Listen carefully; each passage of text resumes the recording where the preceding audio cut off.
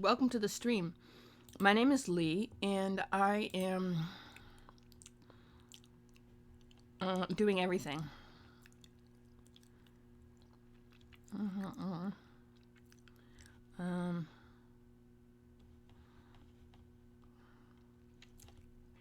Um, that is scheduled. Yes. I guess. Oh no, Friday. Yeah. Shenanigans. Yes, yes, yes. Hello. Right. Okay. I thought it was Saturday. I am.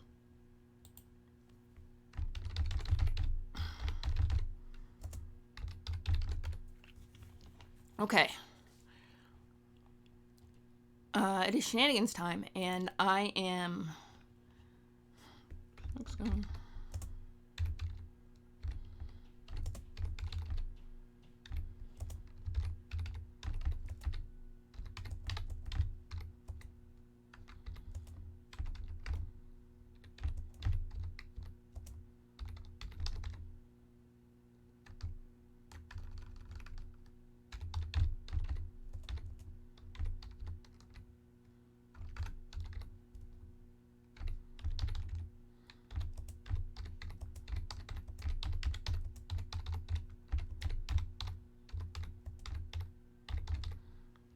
There we go. That's that. Okay, cool. So, sorry, I was typing out a message to Sig. So, it is shenanigans time. I have no idea what to do with myself. So, I guess my plan, such as it is to, I mean, I probably should be doing prep for, well, let me do that. Oh, it's July. Wow. It is July. Okay. Um,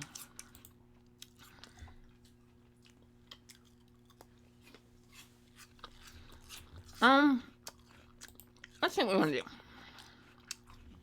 Let me open it up and let's go to. So I got some cool stuff I wanted to show you. And what I can do is, I mean, I just got the, boom. There we go. I got this, there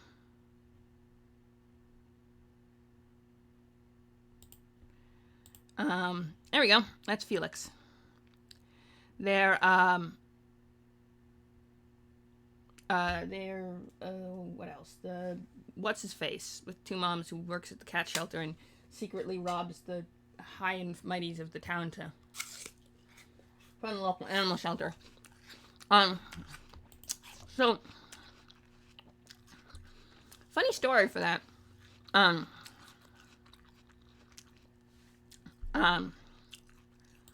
There's some, basically,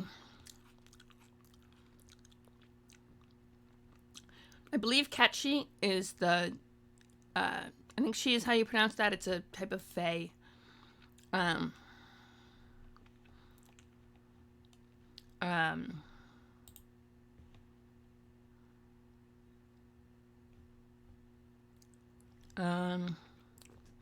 But yeah, this random module that I got as a cool secret bonus for buying cat-shaped dice years ago. Yeah, I think it was last year some point.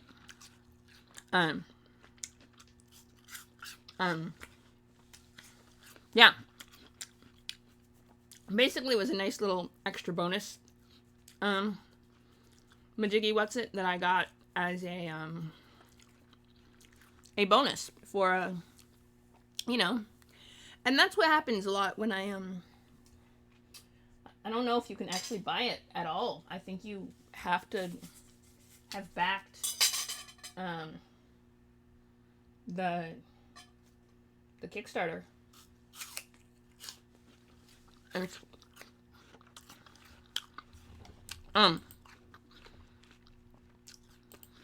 that's fun.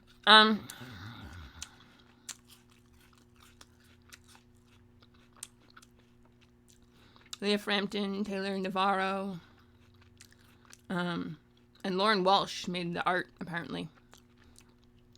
It's Felix. He shows up later. Pretty cool.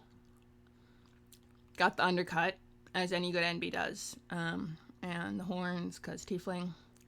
And I think the cat's name is Tybalt. Wave the House Cat is a monk. A monk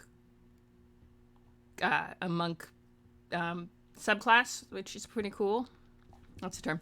And then there's a cat tree mimic, which is just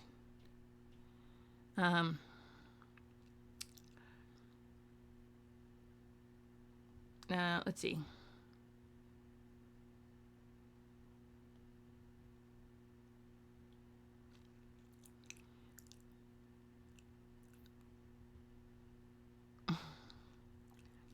Yeah.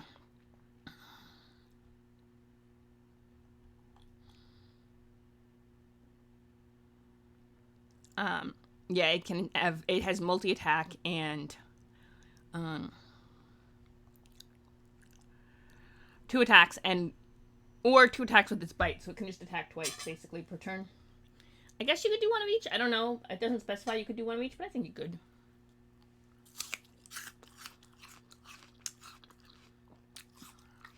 +8 to hit.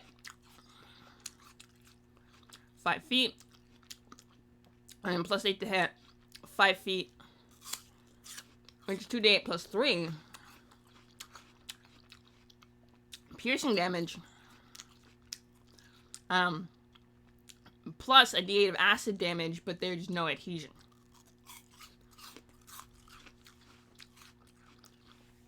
Can cast Charm Person once per day at first level. That's pretty cool.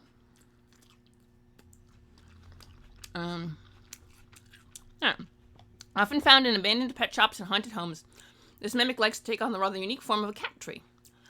Although many mimics hunt alone, cat tree mimics will, on occasion, partner with druids, hags, or nefarious mages, using their kitten-shaped familiars to lure unsuspecting victims to the mimic's lair.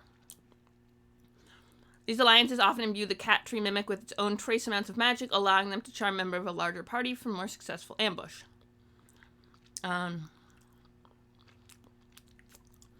Due to the more complex shape of its object form, these mimics have adapted to their unusual anatomy, making them an increased danger to cat-loving adventurer versus their chest or barrel-looking counterparts. Not on a single rather than a single pseudopod coming from the center location, mimic can convert at least 2 of the many different poles into weapons at any one time. I think it's any one time. Often using a cat platform to hoist adventurers aloft in the air. I'm pretty sure that's supposed to be separate. Oh, also, hi. I didn't do a proper introduction today, did I? My name is Lee. He-ish vibes today, sheer they is fine. Just remember, I'm not a woman. She's just delicious. And I know I'm late starting the stream. Oh, there's a picture too. I'll show you. It's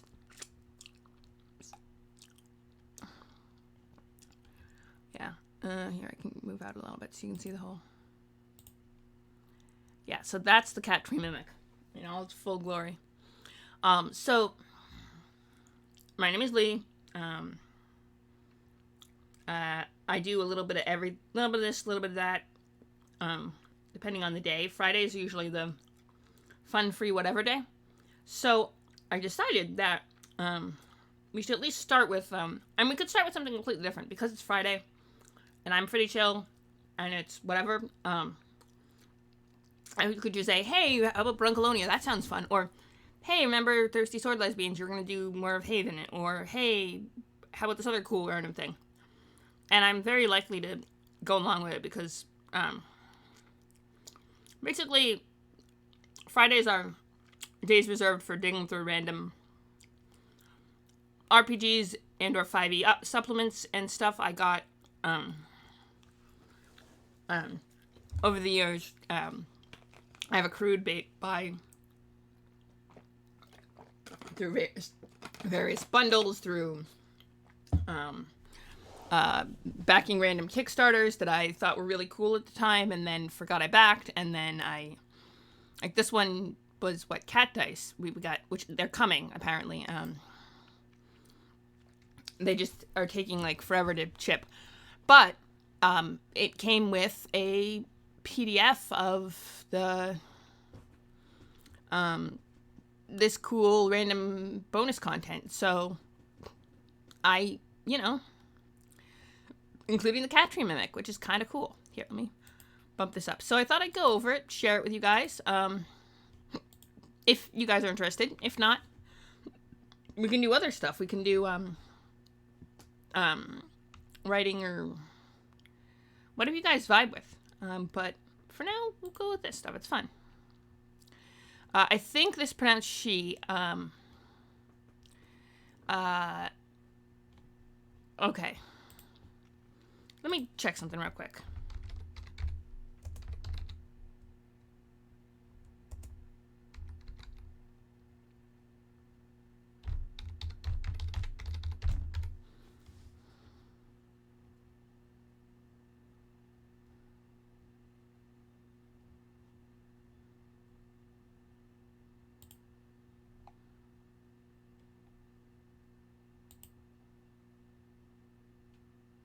Sif.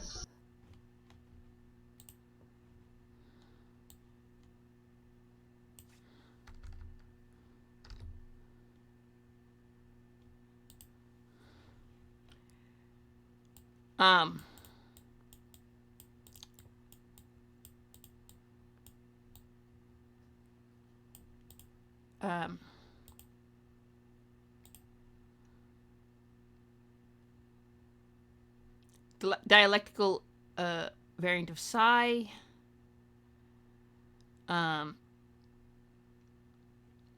No.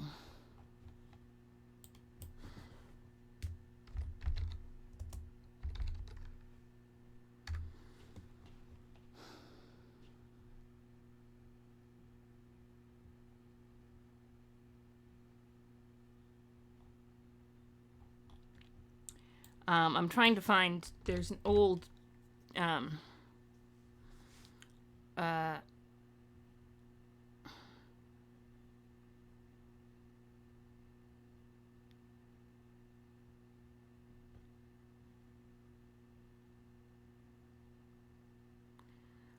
guide to Fae pronouns, which is useful, but not what we need right now. One of these days, I'm going to, because it's a, that's the thing about Google's, sometimes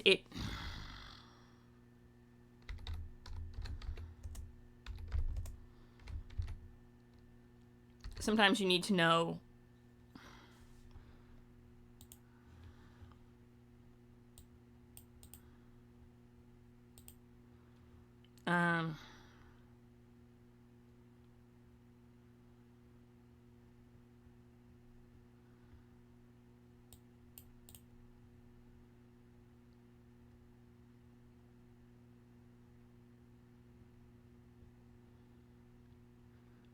the Fae, yes.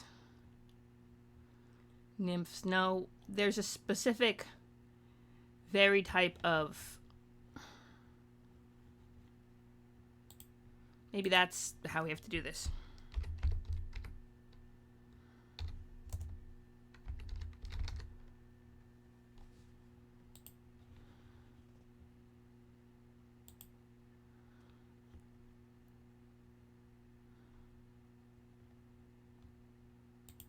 Yes. That's it.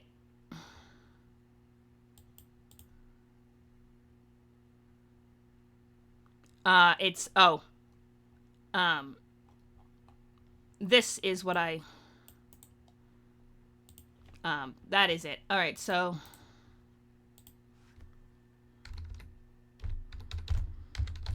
So basically you're,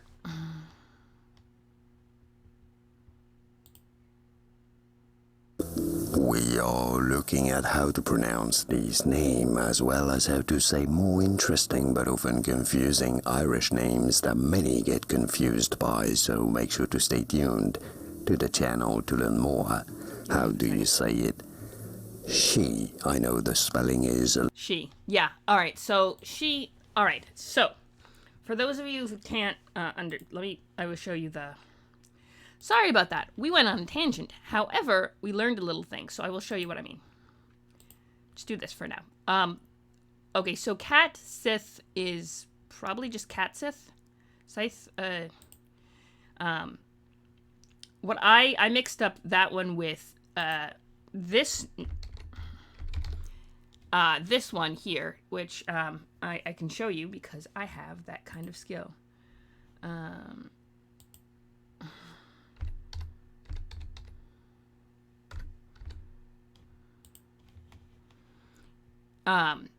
I mixed up Sith with this word here, which is, I don't know if you can see it.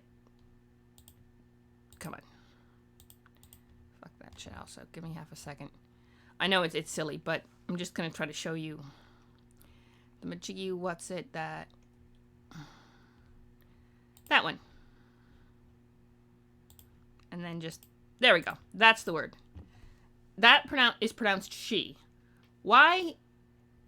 Because Irish Gaelic does not conform to European orthography rules or English orthography rules, which are also not generally conform to any standardized anything anyway. So now what this means for me is that when I saw, having known this word exists and known that it was spelled that pronounced she, and spelled in some way that did not really reflect the pronunciation, and associated with Fae. And that's, so when I saw this creature, and saw this, and realized it was a Fae creature, I was like, oh, it's probably she. And that's probably, but no, apparently it's Sith. I don't actually, there's no pronunciation guide, so it might be another Irish word, or other Gaelic or Celtic, or some other language that doesn't have the same English orthography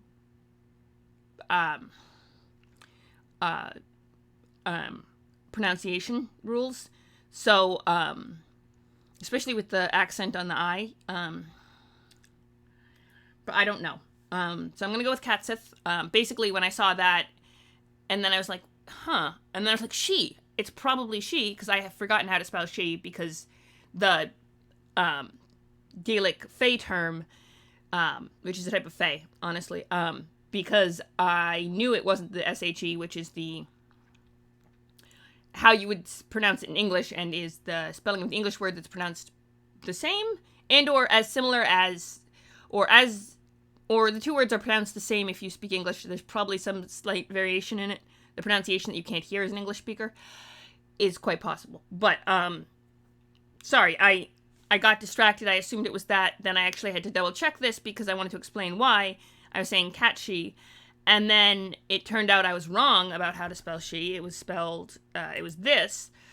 So, it might just be Cat Sith, which are creatures of the Fae, which I can make this a little bigger.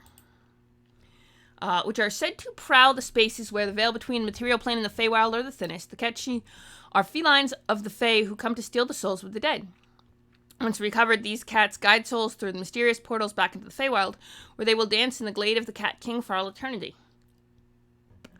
When not in the Feywild, Ketchi can often be found in rural villages surrounded by rolling hills and dangerous woods, where the population of humanoids and cats alike is highly concentrated but remote from potential aid. They slink in the shadows, hoping that the superstitious folk don't take notice and distract them with games of wrestling, riddles, or music. Aside from their relatively large size, the silky black coats and the white spot shaped like a star on their chest often give the Ketchi away to those vigilant enough. Hang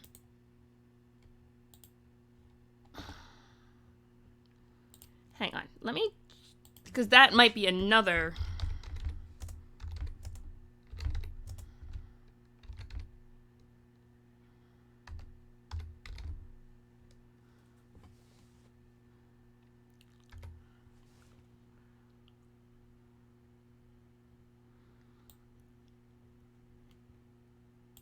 Oh, So the problem with that is that even if it is a an old Fae term, it's gotten taken over by Star Wars. So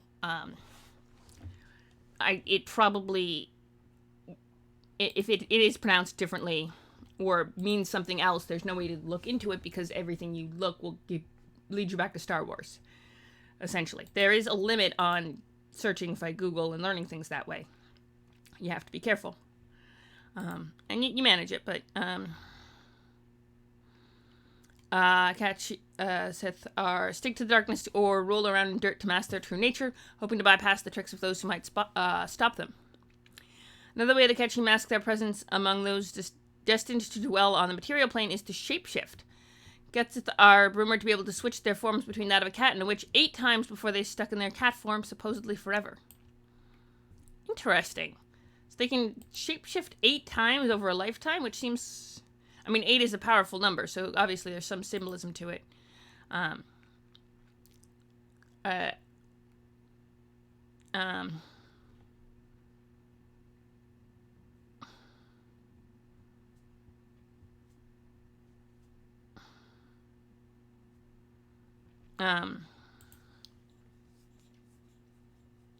Yeah. So, boom. Okay, so, let's see. Now we got the meat, which is the stats. Let's see, it's CR 15. Dexterity, let's see. Small. So we got oh wow, it's really high dexterity and charisma. Saving throws, deception, perception, stealth. Okay. It's resistant to bludgeoning, slashing, and piercing from non-magic weapons, and necrotic damage. Resistance to necrotic damage is fun.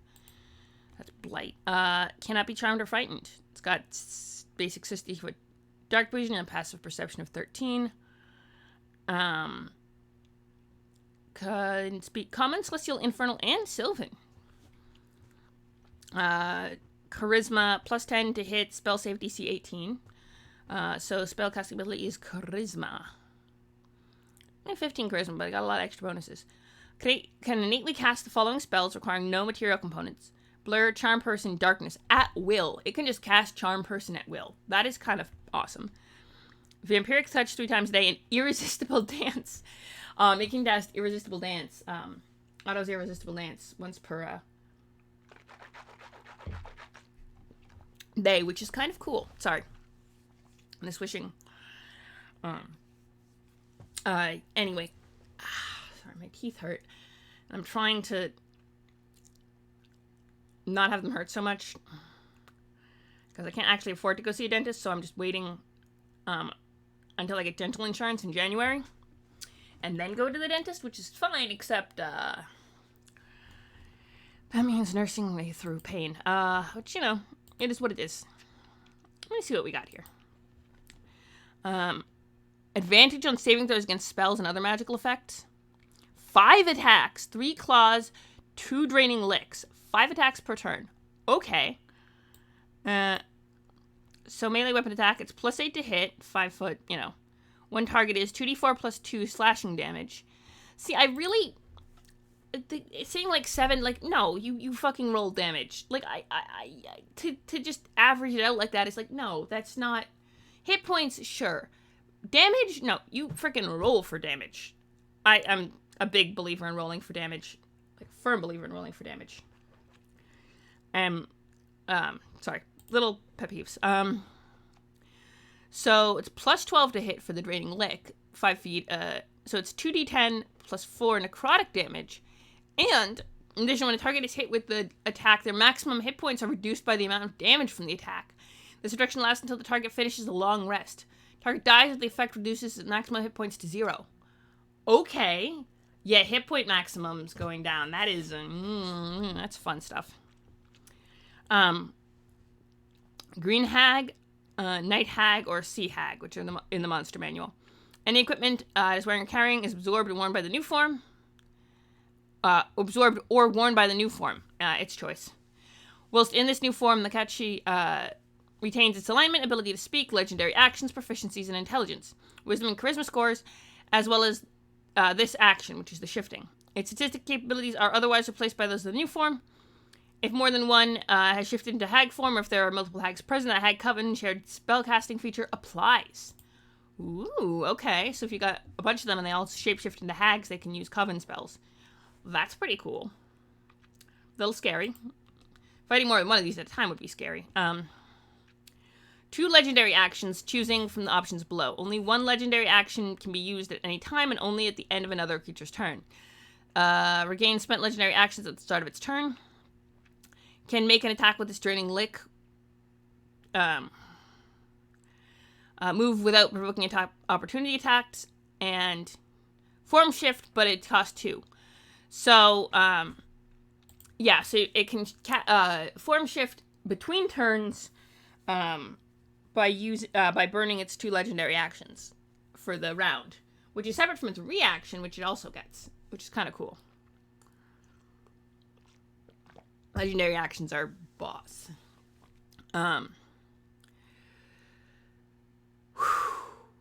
Okay. Sorry,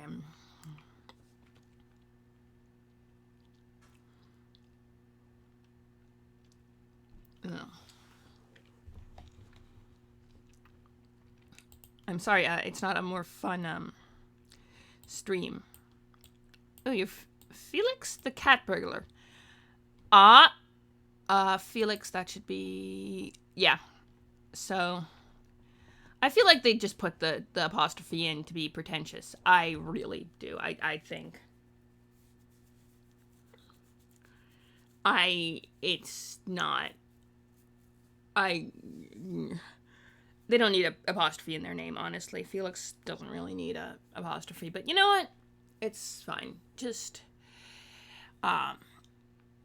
it's an interesting one. I'll give you that. Let's see. He, they, 28, a tiefling, volunteer and assistant manager at the local beast rescue center. By night, he is known better as the Cat Burglar. Lawful good, personality trait, ideals, bonds, flaw. See, I hate this. Okay, I don't hate the ideals, bond, flaws system. Rather, I think it's a crutch. It's a crutch for character creation that you really don't need. They're based on background. You don't need... You can have ideals, bonds, flaws, and personality traits without having to resort to these, like, plithy ones, you know? Like these plithy one-line ones that come from the book that are just the... I don't know how much... I don't want to explain how much I loathe this. Like, also, they're using I. Like, okay, no. You're doing this grammatically incorrectly. If you're writing a profile on Felix, you use he or they when you're describing him or them because, you know, he, they, you switch it up back and forth, which they do in... Or the writer does in this, in the flavor text. But just like a quick... let's see. I work to protect animals that society deems unworthy of love. It's my duty to ensure they are provided for, whatever means necessary. I have strong morals that often manifest in the wrong ways, usually causing me to undertake fastest and easy way of obtaining my goals, even if it breaks the law. Which is the epitome of not lawful good, but okay, let's just assume that that's okay for being lawful good and being a freaking vigilante. Okay. You know what? Lawful just means they follow a code. Doesn't mean they follow the law. Although, that's, sure. Okay. I'll buy it. I'm not entirely sold, but okay. I'll work with it. But, okay, yeah, you can't just switch. Every animal deserves life and a home. Even the big scary ones. And it's our job as intelligent creatures to ensure that happens. Yeah, see, this is it. They stole these from the book, which is fine. Okay, plithy, one line. Sure, they're well written, but you can tell they're fucking stolen from the book. I know it's kind of annoying for me to hear me go off on this, but, like, this is not how you create a unique character. You do not steal the frickin', you write up the backstory like that, and the cool little encounters, which they did, which are really cool. And, like, the DC used the wisdom tech to figure out what the deal is. Like...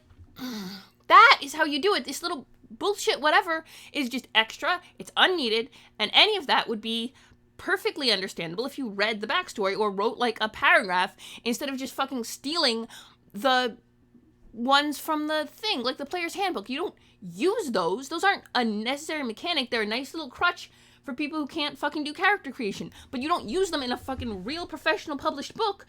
No, that is uncouth. It is fucked up. It is just dumb and lazy, and like, why? You couldn't even be bothered to fucking put the frickin' pronouns right. You put it in the wrong person.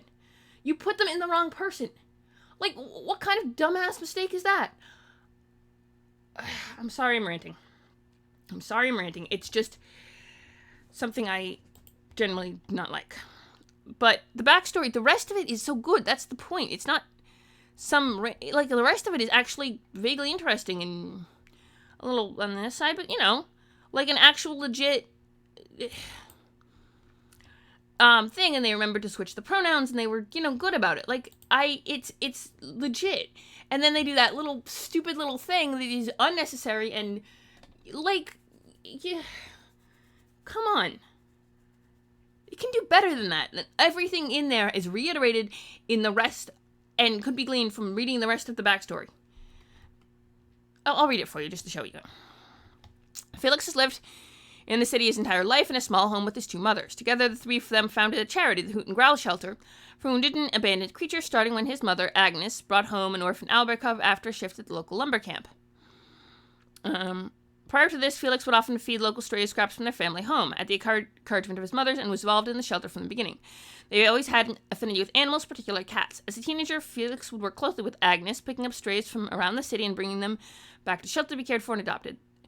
There were times when he also went out into the city out of the city to local forests and fields, especially when rumor had it that adventurers had recently battled some of the local wildlife to bring back orphaned and wounded creatures for rehabilitation.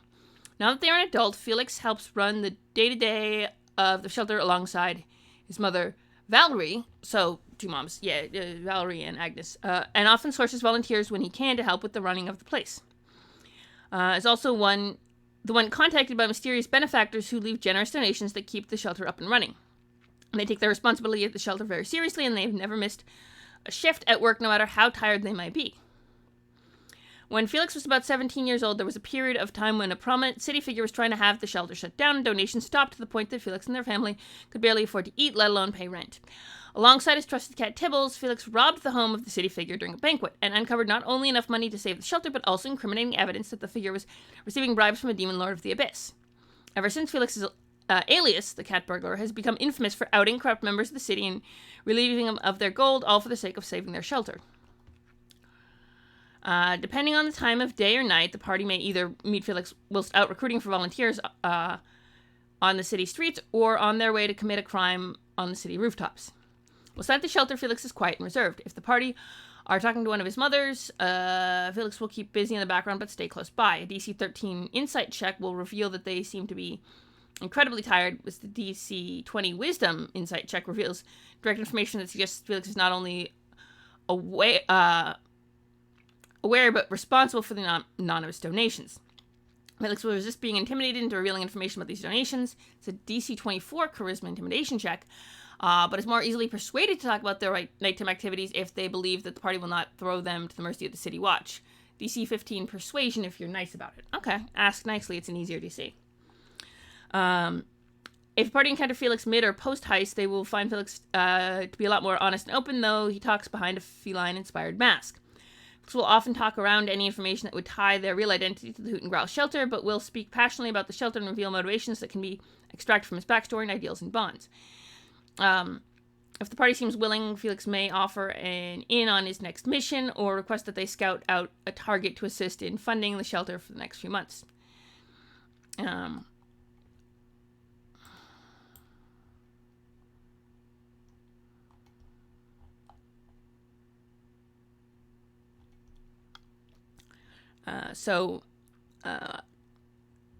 Hypothetical rating with challenge rating 1/8. So 22 hit points, 14 AC, 5d8. So 5th level. Okay. 30 feet of climbing and 30 feet of walking. So can climb just easily as you can walk. Okay. Dexterity +6 for Dex. Got acrobatics, deception, insight, perception, stealth. Resistant to fire, dark vision, and a passive perception of 11. Speaks Common and Infernal. Can cast Speak with Animals exclusively with cats as though it were a cantrip. Can use the dash, disengage, hide, or object interaction actions as a bonus action on their turn. Okay, so they get the thief, the rogue bonuses. Felix can command Tibbles to take attack, dash, disengage, or help action without requiring an action on their turn. Tibbles acts on the same initiative as Felix at the end of their turn and uses the cat stat block from the player's handbook. Felix makes 2 attacks with dagger.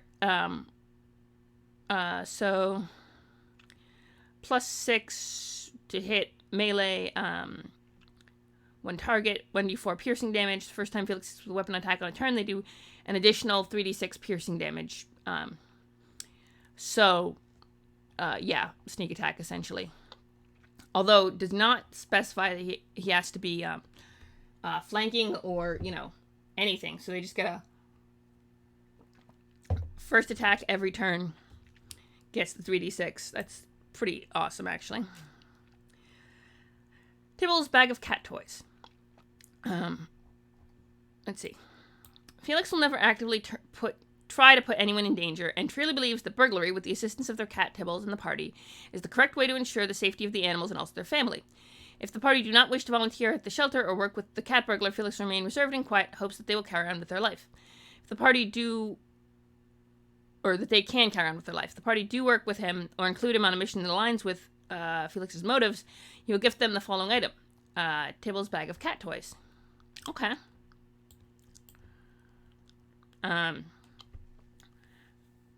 see, you could have put a summary of, firmly believing in helping animals, which is basically what all in here, in the thing about Felix. That little paragraph could just be a little longer, and you could have conveyed all that information without being bullshit and stupid sounding. You know what I mean?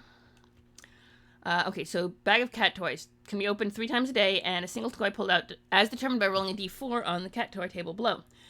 Toy lasts for 10 minutes before it is magically sucked back into the bag. All uses of this item are set at dawn. Cardboard box. It's a cardboard box. You can sit in it. You should shred it. The potential is limitless. Okay, cardboard boxes are kind of awesome. Catnip toy. As an action, this toy can be thrown up to 20 feet in any direction.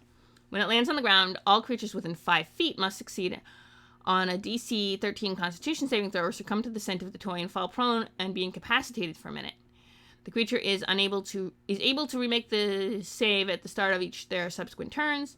Creature who has passed their saving throw is immune to the effects of this toy for the next 24 hours.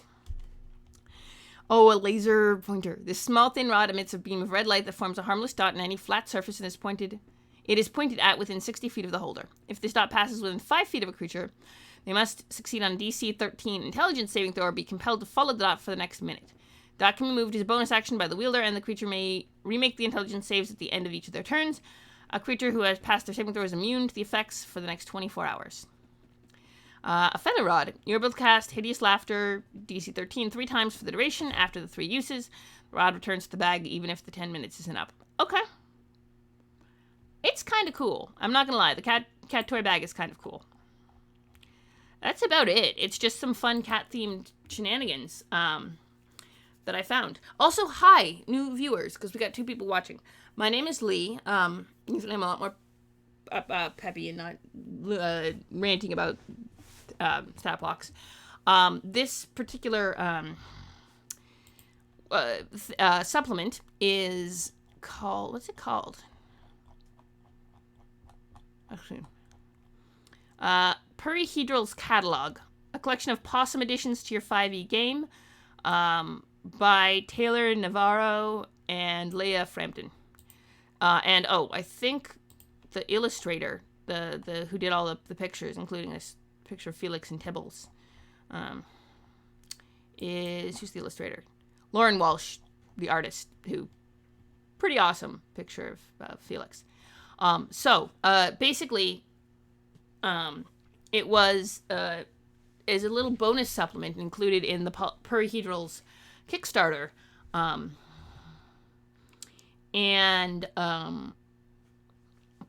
since I backed the Perihedral's Kickstarter back when I had more money, I got a copy, And I figured, so sometimes on the channel I like to randomly show off stuff that I have and that I haven't had a chance to look over because I have so many random cool supplements that I gain from various things that I can use for stuff, and it's really cool. And I thought, hey, I got this. Let's share it on the stream with everyone and hang out and talk about it.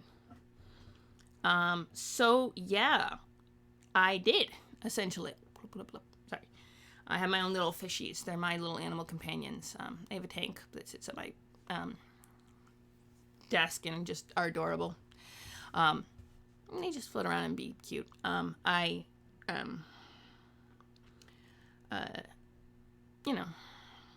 base, my little cutie pies. Anyway, point being, so if I get distracted by on stream looking at the fish, that's why. They're very cute and I love them. And if I get the USB splitter, I can get the second camera up and running, although it's looking less and less like a thing I can do. But if that ever happens, then I can show you guys the fish. I learned better than to try to use this front camera. That's how I wrecked my other computer, was showing off, I believe it was McVenner at the time, showing him off in front of this camera, and splashed water all over the keyboard of Ingrid, and now she's a rip, poor little computer. Okay, it is 2:30. I know it was a short stream, and we didn't do much except go over some random thing, and then I got distracted by linguistics, but because I started the stream late because of various things, and I am really sorry, but I think it's just a short stream today. I appreciate you all. Oh, hey, we got a new viewer. Welcome. Just as I'm following off. Fun story. If you are watching, because I realized that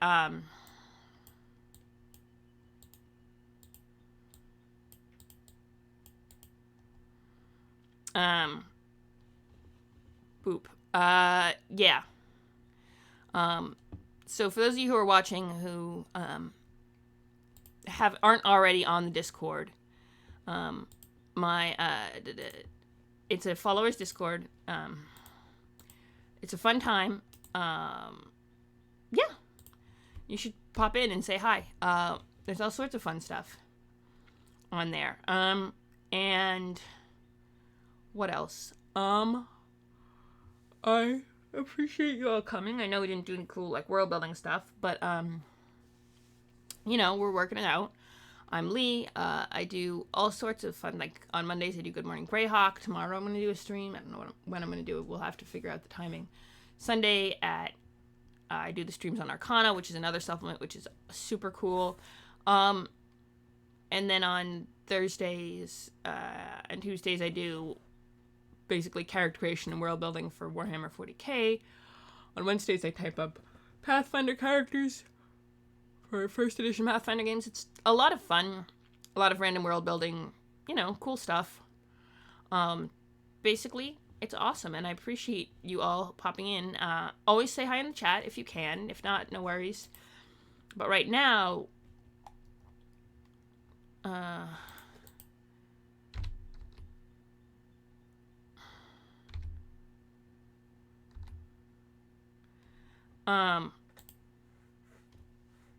maybe Morathi Lore Dive. I guess we're doing a Morathi Lore Dive. You know what? Sure, we can do a Morathi Lore Dive on Saturday. I think I still owe you a Saturday, so yeah. Also, that's Seg, who is very cool and a lot of fun. And you missed out on Perihedrils, so that's fun. But our tooth is starting to act up again. Yeah. Basically, there was a lot of fun cat-themed, I got an extra supplement with random cat-themed, items and characters and stuff, so I showed them off a little bit. But I guess Neko Boy's stream is over, so we can't go and raid him, which I was hoping to do. But we can raid Brush for Hire, who's painting a frog picture. Painting cute pictures of frogs. You know what? Yeah. We're gonna go and watch cool artists paint cute frog pictures. And I will see you guys all next time. Thank you so much for coming. I really appreciate it.